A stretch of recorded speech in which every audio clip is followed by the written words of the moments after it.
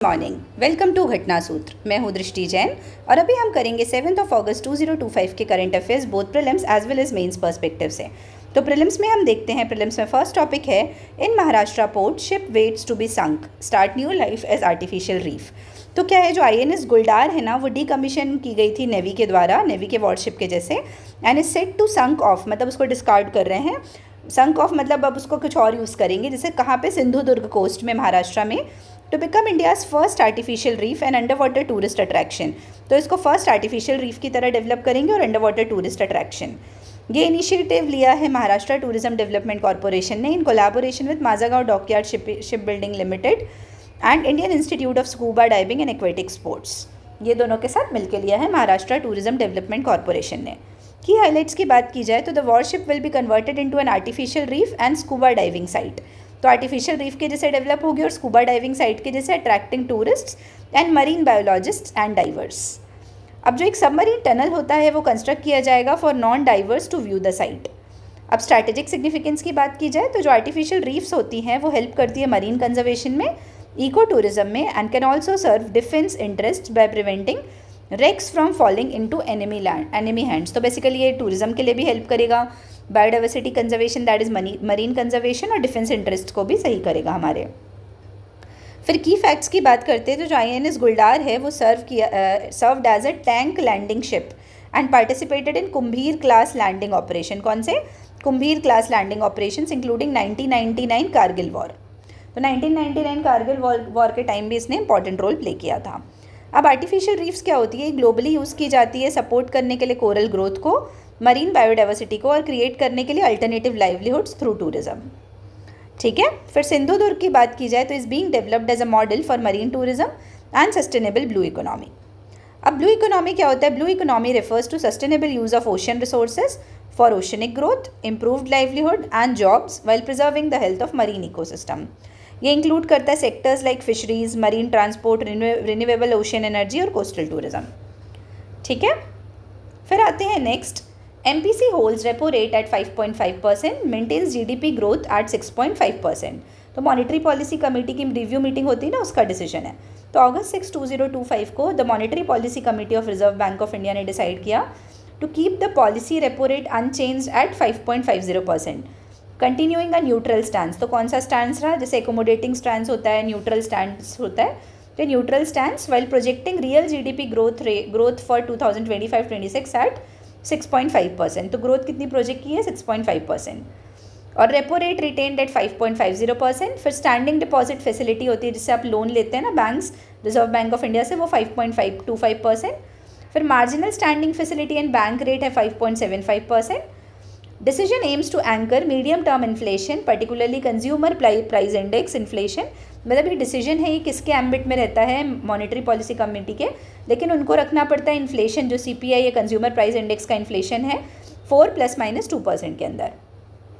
Real GDP growth की बात की जाए फॉर फाइनेंशियल ईयर 25-26 वो प्रोजेक्ट हुआ है 6.5% पे with balanced risks. Core inflation decline to its lowest in 4 years and CPI inflation dropped to 4.7% in July 2025 from 7.1% in June 2025, indicating easing of food prices। ठीक है, तो फूड प्राइजेस एज होंगे इससे। फिर की फैक्ट्स की बात की जाए तो रेपो रेट एक ऐसा रेट है जिसको at which RBI lends to commercial banks. ऐसा रेट जिस पे RBI लेंड करती है कमर्शियल बैंक को, मतलब RBI लोन देती है कमर्शियल बैंक को। फिर मॉनेटरी पॉलिसी कमेटी क्या होती है? 6 मेंबर बॉडी होती है, उसमें 3 RBI के होते हैं और 3 गवर्नमेंट नॉमिनेट करती है, और ये डिसीजन लेती है on interest rate to ensure price stability and economic growth. तो प्राइस स्टेबिलिटी पे भी ध्यान रखना पड़ता है और इकोनॉमिक ग्रोथ पे भी। फिर RBI इन्फ्लेशन टारगेट की बात की जाए तो 4 ± 2% है under flexible inflation targeting framework. ठीक है।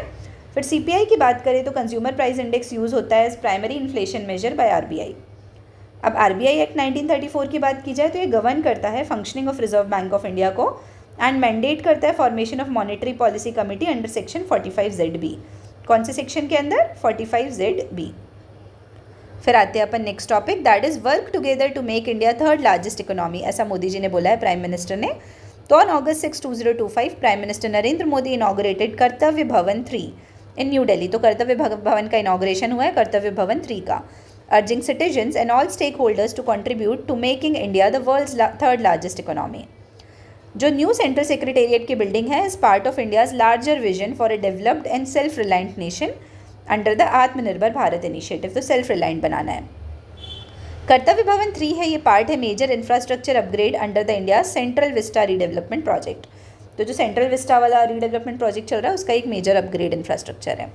PM Modi called for united effort to realise the vision of developed India. Developed India को के विजन को रियलाइज करने के लिए बोला मोदी जी ने। Strengthening initiatives like make in India and आत्मनिर्भर भारत। ठीक है। की फैक्ट्स में देखो, the central Vista project is a redevelopment initiative by the government of India to revamp the central administrative area of New Delhi, including construction of new parliament building, central secretariat and prime minister's residence। ये 3-4 चीज़ें। ठीक है। फिर कर्तव्य पद, जिसको initially राजपद बोला जाता था, was renamed to reflect duty based governance। तो राज वो रूलिंग वाला होता है ना, इसको ड्यूटी बेस्ड, कर्तव्य means duty based. It stretches from Rashtrapati Bhavan to India Gate in New Delhi. ठीक है।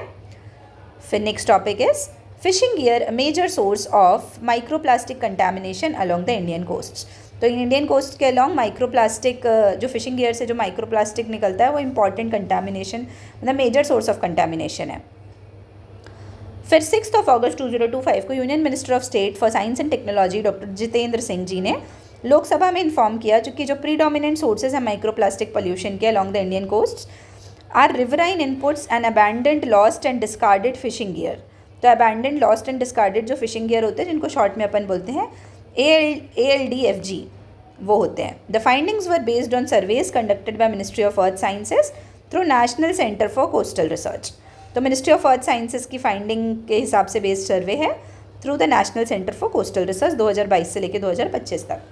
अब इसके की हाईलाइट्स क्या हैं कि ALDFG जो abandoned, lost, discarded fishing gear है is globally acknowledged as a significant marine pollutant. तो सिग्निफिकेंट मरीन पॉल्यूटेंट है ये। NGO जो टॉक्सिक्स लिंक है वो टेस्ट किया, उसने टेस्ट किया था samples of salt and sugar और कंफर्म किया कि इसमें माइक्रोप्लास्टिक होता है। फिर आते हैं कि माइक्रोप्लास्टिक बेसिकली क्या होते हैं, जो की फैक्ट्स में देखो लिखा हुआ है। तो माइक्रोप्लास्टिक्स ऐसे पार्टिकल्स होते हैं जो रेंज करते हैं from 1 micrometre to 5 micrometre, 5 millimetre, 1 micrometre से 5 मिलीमीटर तक। ठीक है। और ये या तो आइदर प्राइमरी हो सकते हैं या सेकेंडरी हो सकते हैं। प्राइमरी मतलब मैन्युफैक्चर्ड एट दैट साइज, और सेकेंडरी मतलब जो ब्रेक डाउन होता है लार्जर प्लास्टिक्स का, तो जब छोटे छोटे में टूटते हैं तो वो होते हैं सेकेंडरी माइक्रोप्लास्टिक्स। अब माइक्रोप्लास्टिक्स का लिंक है ट्यूमर से और टॉक्सिक टू एक्वेटिक लाइफ। ठीक है। फिर एनवायरमेंटल प्रोटेक्शन एक्ट 1986 का, जो एनेबल करता है सेंट्रल गवर्नमेंट को रेगुलेट करने के लिए environmental pollution including plastic waste. कौन से एक्ट के अंदर? Environmental protection act 1986। And India is a part of global partnership on marine litter. किसका पार्ट है? Global partnership on marine litter का, under the UN environment programme. किसके अंदर? UN environment programme के अंदर। फिर अपन आते हैं next topic, that is parliament passes legislation to modernise India's maritime laws. तो पार्लियामेंट ने लेजिस्लेशन पास किया इंडिया के मैरीटाइम लॉज को मॉडर्नाइज करने के लिए। तो अभी राज्यसभा ने पास किया है कौन सा, carriage of goods by sea bill 2025, while the Lok Sabha earlier passed the Merchant Shipping Bill 2024 aiming to modernize India's maritime legal framework और ग्लोबल शिपिंग स्टैंडर्ड्स के हिसाब से लाइन करने के लिए। की हाईलाइट्स की बात की जाए तो carriage of goods by sea bill 2025, इसमें क्या है, किसने रिपील किया है Indian carriage of goods by sea act 1925 को, and it aims to simplify maritime trade laws. Maritime trade laws को सिंप्लीफाई करने की बात करता है, रिड्यूस करने का लिटिगेशन एंड एनहांस करना ट्रांसपेरेंसी एंड कमर्शियल एफिशिएंसी। ठीक है। फिर मर्चेंट शिपिंग बिल की बात की जाए तो ये रिप्लेस करता है outdated merchant shipping act of 1958, promote करता है एक progressive future ready maritime regime aligned with international practices, aim करता है aim to position India as a trusted maritime trade hub. ठीक है। नेक्स्ट इज की फैक्ट्स में अपन आते हैं। तो जो इंडियन शिपिंग सेक्टर है वो हैंडल करता हुआ 90% of the countries trade by volume, और जो न्यू एक्ट है वो रिफ्लेक्ट करता है इंडिया के कमिटमेंट को under IMO international maritime organisation norms के अंदर, and UN CITRAL united nations commission on international trade law. क्या चीज़? United nations commission on international trade law. अब मैरीटाइम इंडिया विजन की बात की जाए 2030, तो वो टारगेट करता है investments over ₹3 lakh crore in this sector. ठीक है। आई होप ये क्लियर होगा ये टॉपिक। नेक्स्ट है 98,000 beneficiaries added in 25 days under Bihar's social security pension scheme. तो विद इन 25 डेज, अभी 25 डेज हुआ है बिहार के सोशल सिक्योरिटी पेंशन स्कीम को इम्प्लीमेंट हुए, और उसके अंदर ही एडिशन हो गया 98,000 न्यू बेनिफिशरीज़ का, bringing the total pension recipients under various schemes to more than 1.11 crore. तो 1.11 करोड़ हो गए total recipients of social security.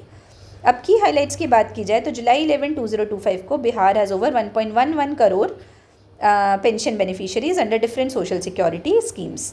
और जो पेंशन स्कीम है उसको रिवाइज किया गया है फ्रॉम 400 to 1000 पर month depending on eligibility and age category.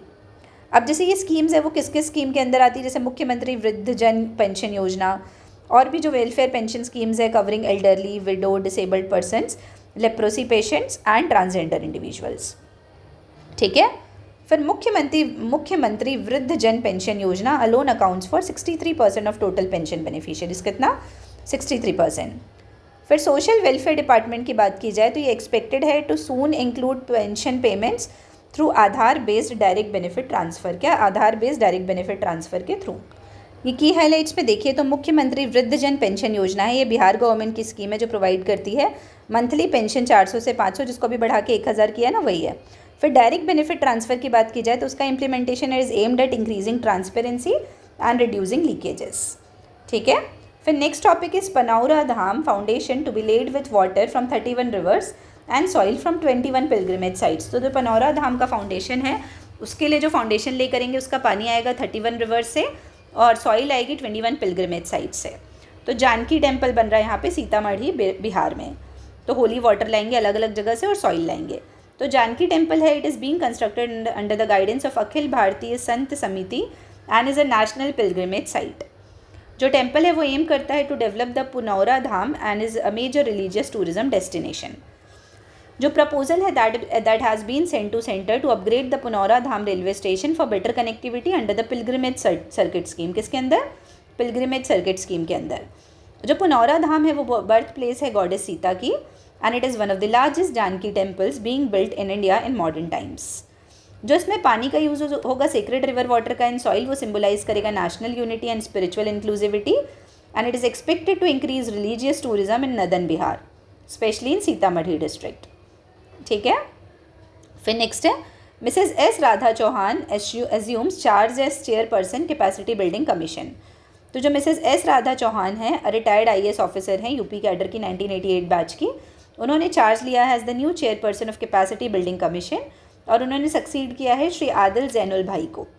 ठीक है, अब जो कैपेसिटी बिल्डिंग कमीशन है उसके बारे में देखते हैं। It was set up to standardise and harmonise capacity building efforts across civil services और कौन से मिशन के अंदर? Under mission Karmayogi. ये कंस्टिट्यूट हुआ था 1 अप्रैल 2021 को as a part of national programme for civil services capacity building और ये एक्ट करता है as a custodian for civil services capacity building norms guiding the institutional framework for training and skill development. अब की फैक्ट्स देखते हैं। तो जो मिशन कर्मयोगी है वो लॉन्च हुआ सितंबर 2020 में ट्रांसफॉर्म करने के लिए इंडिया की ब्यूरोक्रेसी को by shifting focus to role based training and performance. और जो कैपेसिटी बिल्डिंग कमीशन एक स्टैट्यूटरी बॉडी है under the government of India functioning as a part of cabinet secretariat. किसके जैसे? As a part of cabinet secretariat. तो I hope ये clear है। यहाँ पे प्रीलिम्स वाला एंड हुआ। अब हम स्टार्ट करते हैं मेंस वाला टॉपिक। तो मेंस में हमको 2 एडिटोरियल पढ़ने हैं। फर्स्ट है राइज ऑफ हर्बिसाइड्स। तो जो भी हर्बिसाइड्स का राइज होता जा रहा है ना, कल हमने इससे रिलेटेड एक क्वेश्चन किया था, आप सभी को याद हो यदि शाम को, तो उसी से रिलेटेड आर्टिकल है। तो इसका मैंने जो शॉर्ट में क्रक्स लिखा है वो देखते हैं पहले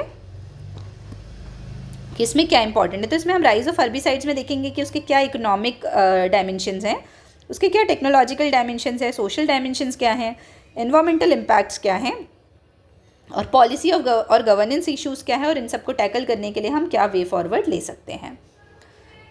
ठीक है, जो इंडिया का क्रॉप प्रोटेक्शन केमिकल मार्केट है वो एक स्ट्रक्चरल शिफ्ट देख रहा है जहाँ पे हर्बिसाइड्स बहुत ज़्यादा राइज होते जा रहे हैं रेदर देन इंसेक्टिसाइड्स और फंजिसाइड्स आर ड्राइविंग ग्रोथ। तो बोल रहे हैं कि इंसेक्टिसाइड्स और फंजिसाइड्स से ज़्यादा हर्बिसाइड्स ग्रोथ ड्राइव कर रहे हैं।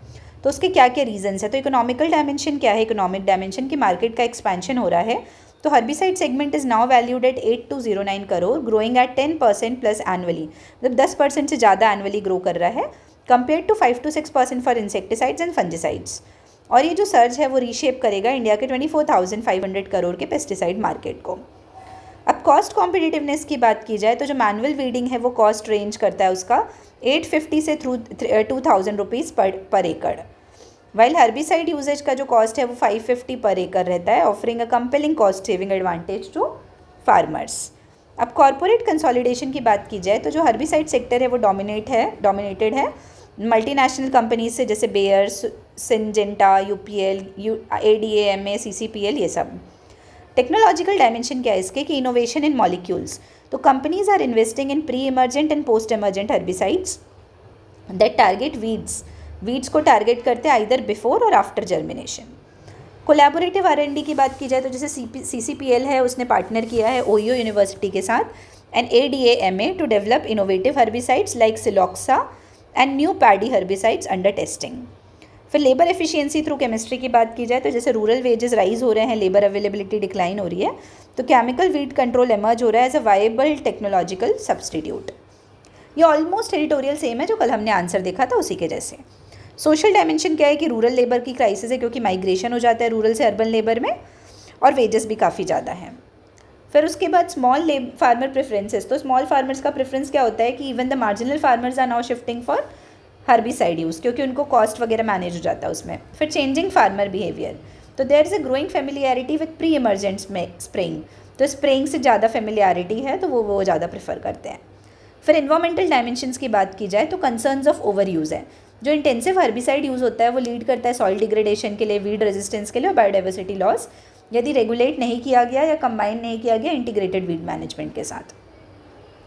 फिर shift from preventive to reactive use, तो बहुत सारे जो herbicides are used after weeds appear, तो वीड्स अपीयर होने के बाद यूज़ होते हैं, ऐसा नहीं कि पहले स्प्रे कर दें, तो पहले वो ऐसा होता था, अब क्या हो रहा है, but farmers are now shifting to preventive herbicide, तो पहले से ही कर देते हैं।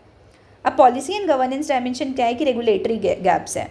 Unlike fertilisers and seeds, herbicide regulation lacks a strong public sector presence, तो पब्लिक सेक्टर प्रेजेंस नहीं है, जिससे कि R&D और डिस्ट्रीब्यूशन लार्जली प्राइवेट फर्म्स के पास है। फिर no Indian public institution currently dominates pesticide innovation, weakening strategic autonomy, तो स्ट्रैटेजिक ऑटोनॉमी वीकन होती है। And need for integrated policy, हमको इंटीग्रेटेड पॉलिसी की ज़रूरत है जिसमें इंक्लूड हो सके ट्रेनिंग, सब्सिडीज़, इन्वायरमेंटल रेगुलेशन, सब जो बैलेंस कर सके प्रोडक्टिविटी को और सस्टेनेबिलिटी को। तो आई होप ये क्लियर है। फिर अपन वे फॉरवर्ड में आते हैं, उसमें क्या है कि प्रमोट करना है डोमेस्टिक R&D को, जिसमें हम इन्वेस्ट कर सके पब्लिक इंस्टीट्यूशंस में for herbicide development, to reduce dependency on foreign firms and ensure tailored solution, क्या इंश्योर करेंगे, tailored solutions for Indian cropping system. Sustainable usage guidelines है जो क्रिएट करेगी region specific protocol for safe herbicide usage and encourage करेगा adoption of eco friendly and biodegradable alternatives. फिर integrated weed management है, वो integrate करेगा herbicides को with mechanical and biological methods और प्रमोट करेगा क्रॉप डाइवर्सिफिकेशन। ठीक है। फिर फोर्थ है कि targeted support for small farmers, इसमें प्रोवाइड करेंगे subsidies, training and awareness for small holders to use herbicides judiciously. और फिफ्थ है कि हम स्ट्रेंथन करेंगे रेगुलेटरी बॉडीज़ को, जो बिल्ड करेगा एक national level herbicide monitoring framework. तो आई होप ये क्लियर है ये editorial. Next is decoding China the lessons for a vulnerable India. तो बेसिकली ना ये आर्टिकल उतना इंपॉर्टेंट नहीं है, लेकिन इसमें क्या सिखा रहा है कि हम चाइना से क्या सीख सकते हैं वो बता रहा है, तो that is not very much important, but basic general हम पढ़ लेते हैं। तो इसका क्रक्स क्या है इस आर्टिकल का कि हम डिकोड करेंगे तो उसमें जियोपॉलिटिकल डायमेंशन देखेंगे, इकोनॉमिक देखेंगे और टेक्नोलॉजिकल और इंडस्ट्रियल डायमेंशन देखेंगे। तो क्या है एडिटोरियल में कि जो कैलकुलेटेड विड्रॉल है of over 300 Chinese engineers from Foxconn's iPhone plants in India marks strategic economic disruption, तो वो इकोनॉमिक डिसरप्शन मार्क करती है जो चाइना कर रहा है हमारे मार्केट में। तो जियोपॉलिटिकल डायमेंशन क्या है कि स्ट्रैटेजिक कर्टेलमेंट है, ये जियो इकोनॉमिक टैक्टिक है जो aimed at stalling India's emergence as alternative to China. फिर इकोनॉमिक लेवरेज यूज़ कर रहा है चाइना के पास रेयर अर्थ एलिमेंट है, क्रिटिकल मिनरल्स हैं, टेक्नोलॉजी एक्सपोर्ट्स है, वो उसको यूज़ कर रहा है हमारे ट्रेड को कम करने के लिए। फिर friend shoring and global shifts, जैसे कि वेस्टर्न कंट्रीज अडॉप्ट करती है ना फ्रेंच शोरिंग टेक्निक, तो बीजिंग का व्यू है कि India's industrial rise not just as competition but as existential threat, तो यदि इंडिया का राइज हो जाएगा तो वो चाइना के लिए एग्जिस्टेंशियल थ्रेट हो जाएगा। इकोनॉमिक डायमेंशन क्या है कि डिसरप्शन ऑफ वैल्यू चेन, यदि स्किल्ड लेबर और टेक्नोलॉजी इनपुट्स को विड्रॉ कर लेंगे तो फिर बहुत ज़्यादा वैल्यू चेन का डिसरप्शन हो जाएगा। चाइनीज़ इकोनॉमिक प्रेशर, तो इंटरनली चाइना का बहुत ज़्यादा डेमोग्राफिक क्राइसिस है, तो वहाँ पे बहुत ज़्यादा डिमांड हो रही कि ऐसा किया जाए।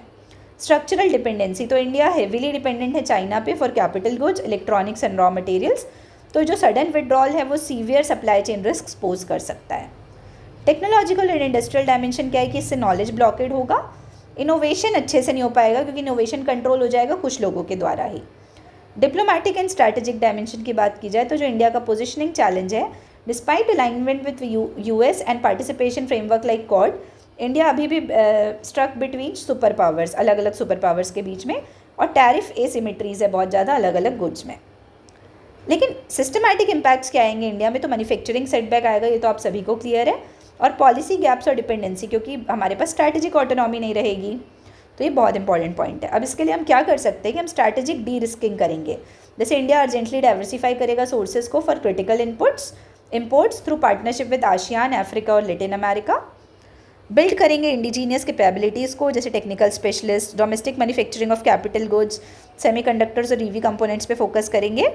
पॉलिसी अलाइनमेंट और टैरिफ स्ट्रैटेजी की बात की जाए तो बैलेंस टैरिफ रिजीम्स पे फोकस करेंगे, रेसिप्रोसिटी लाएंगे ट्रेड में और नॉन टैरिफ मेजर्स में।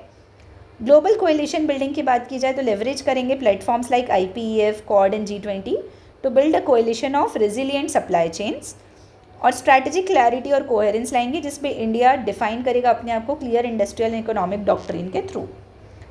तो आई होप ये क्लियर है। अब अपन शाम को मिलते हैं इससे रिलेटेड क्वेश्चंस को लेके, both prelims as well as mains के। तब तक के लिए आप सभी को बहुत बहुत धन्यवाद and all the very best. Thank you.